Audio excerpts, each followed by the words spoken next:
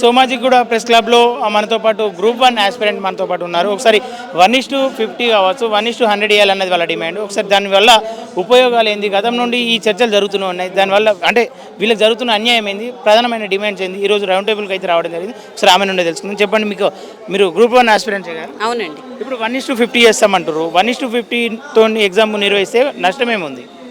అసలు నష్టం ఎక్కడుందండి? ఒక విచక్షణ, మనకంటూ కొన్ని విచక్షణ అనేది ఉంటుంది, ఒక మానవతా కోణం అని ఉంటుంది. మొన్న రేవంత్ రెడ్డి అంటే మన సీఎం గారు సిరాజ్ అని ఒక వ్యక్తికి ప్రోత్సాహకంగా ఒక గ్రూప్ 1 జాబు, ఇంటి స్థలం ఇస్తామని ప్రకటించారు. అది ఉచితంగా.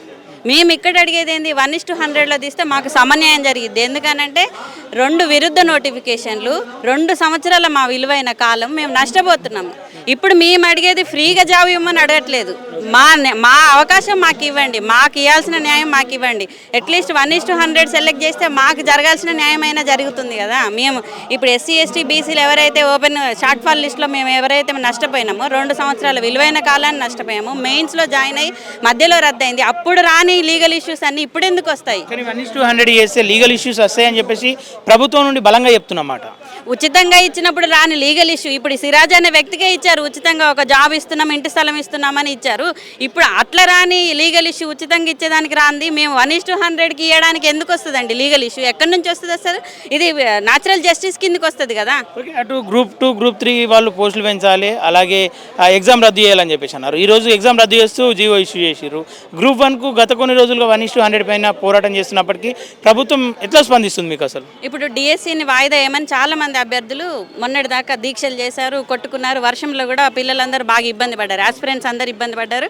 ఈవెన్ నేను కూడా డిఎస్సికి అప్లై చేసే ఉన్నాను. కానీ గ్రూప్ 1 అనేది ఇన్ని సంవత్సరాల తర్వాత మనకు తెలంగాణ కొట్లాడి తెచ్చుకున్నాము. ఒకప్పుడు ఇది రాష్ట్రం కోసం స్టార్ట్ అయింది, ఇప్పుడు తెలంగాణ వచ్చిన తర్వాత పడ్డ అతిపెద్ద నోటిఫికేషన్ ఇది. 10 సంవత్సరాల నుంచి ఈ నోటిఫికేషన్ పడ్డది. ఇదేదో మేము ప్రయత్నం చేసుకోవాలని ప్రారంభమైంది సార్. డిఎస్సి వాయిదా వేయమన్నారు, ఎందుకు వాయిదా వేయలేదు? డిఎస్సి వాయిదా వేస్తే సీరియస్ ఆస్పిరెంట్స్కి నష్టం కలిగిద్ది కాబట్టి మేము వాయిదా వేయమన్నారు. కానీ ఇక్కడ మాకు 2 సార్లు రద్దే, మేము 2 సంవత్సరాల కాలాన్ని కోల్పోయాం. మరి మాకు జరిగిన అన్యాయాన్ని ఎందుకు ఈ పాయింట్ ఆఫ్ వ్యూలో ఆలోచించరు? ఇప్పుడు వీళ్ళకి వాయిదా వేస్తేనే సీరియస్ ఆస్పిరెంట్స్ నష్టపోతారని ఇప్పటికిప్పుడు గవర్నమెంట్ అనేది వాయిదా వేయకుండా నడిపింది. ఇప్పుడు మాకు 2 సార్లు రద్దయి 3ఓసారి కూడా మేము రాసి ఫెయిల్ అయిపోయాము. ఎందుకని 1:100 తీయలేదు, 1:50 అని చెప్పారు. వాళ్ళ 1:57లో షార్ట్ ఫాల్ విధానాల్లో తీశారు. మరి అదెక్కడి రూలు? అక్కడ రాని లీగల్ ఇష్యూస్ ఇప్పుడు మాకెందుకు వస్తాయి? గత ప్రభుత్వంలో బీఆర్ఎస్ పాలన ఉన్నప్పుడు స్వయంగా బట్టి విక్రమార్క చెప్పిండు, ఈరోజు ఆ ఊసే ఎత్తుతలేడు. అంటే లీగల్ ఇష్యూ ఉంటుంది కాబట్టి ఆ ఊసే ఎత్తుతలేడు అనుకోవచ్చా, లేదంటే ఆయన రాజకీయ లబ్ధి కోసం చెప్పిండు అనుకోవచ్చు? అది ఏ లబ్ధి కోసం చెప్పినా సార్, అసలు ఈ 1:100 అన్నది మేము ఫస్ట్ సారి సెలెక్ట్ అయ్యి మేము అందరం మెయిన్స్కి ప్రిపేర్ అయినప్పుడు వచ్చిన ఇష్యూ ఇది. సెకండ్ సారి ఏమో బయోమెట్రిక్స్ వల్ల నష్టపోయాము. ఈ 1:100 అనేది ఉంటుంది, తీసుకోవాలి, చేయాలన్నది వీళ్ళు నేర్పించిన ఐడియానే మాకు. అందువల్ల మేము ఇప్పుడు నష్టపోయినాం కాబట్టి వాళ్ళు ఇచ్చిన ఐడియాని వాళ్ళని ఇంప్లిమెంట్ చేయమని అడుగుతున్నాం. ఇందులో మాదేం తప్పు లేదు కదా. మేము 2 సార్లు ఫస్ట్ సారి సెలెక్ట్ అయ్యాము, రెండోసారి బయోమెట్రిక్ వల్ల మేము నష్టపోయాము, 3ఓసారి వచ్చేసి మేము సెలెక్ట్ అవ్వలేదు, మాకు ఒక అవకాశాన్ని ఇవ్వమని అడుగుతున్నాం. మేము ప్రభుత్వాన్ని ఏమో ఎవరెవరినో వెనకాల వేసుకొని వచ్చి అడగట్లేదండి. కావాలంటే నేను ప్రూఫ్ చూపెట్టమంటే నా హాల్ టికెట్స్ 3 హాల్ టికెట్స్ చూపిస్తాను. నేను అడిగేది ఒక్కటే సార్, 1:100 తీయండి, మాలాంటి వాళ్ళకి న్యాయం చేయండి, మా 2 సంవత్సరాల విలువైన కాలాన్ని ఇవ్వండి. ఎందుకనంటే 2 విరుద్ధ నోటిఫికేషన్ సార్. జీవో నెంబర్ 29 ఒకరు తెచ్చారు, జీవో నెంబర్ 55 ఒకరు తెచ్చారు. మమ్మల్ని ఎందుకు కన్ఫ్యూజ్ చేస్తున్నారు? మా హక్కును ఎందుకు తీసుకుంటున్నారు? మా అవకాశం మాకు ఇవ్వండి, మేము అడిగేది అది. ఓకే, ఫైనల్గా మీ డిమాండ్ ఏంది?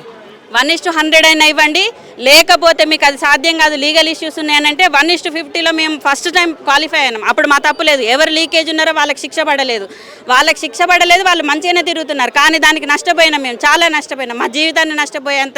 ఇప్పుడు ఒకవేళ ఇవ్వకపోతే మా జీవితాన్ని నష్టపోవాల్సి వస్తుంది. 1:50లో అప్పుడు సెలెక్ట్ అయిన వాళ్ళని 1:50లో ఇప్పుడు 57 ప్రకారం తీసిన, ఇప్పుడు సెలెక్ట్ అయిన వాళ్ళని తీస్తారా, ఎట్లా తీస్తారో తెలియదు. అప్పుడు అయిన వాళ్ళని ఇప్పుడు అయిన వాళ్ళని తీసి మా అందరికీ న్యాయం చేయండి. లేదంటే ఎగ్జామ్ క్యాన్సిల్ చేసి మళ్ళీ పెట్టండి, మేము 4ఓసారి అయినా రాస్తాం, కానీ మాకు మాత్రం అన్యాయం జరగడానికి వీల్లేదు. Okay madam, thank you so much.